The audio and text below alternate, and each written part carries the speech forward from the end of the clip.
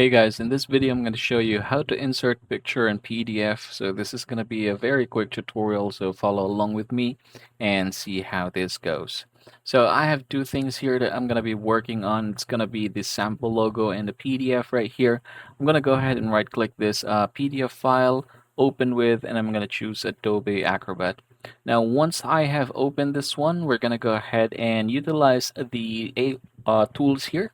We are going to click view more, and then we're going to go ahead and look for what it says rich media or add rich media.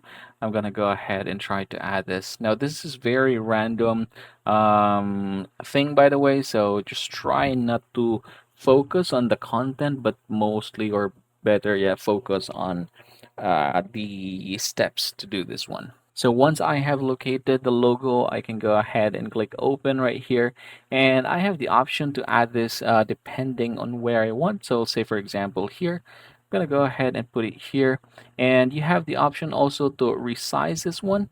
So go ahead and try to do that, resize it according to your needs. So say for example, it's gonna be like that.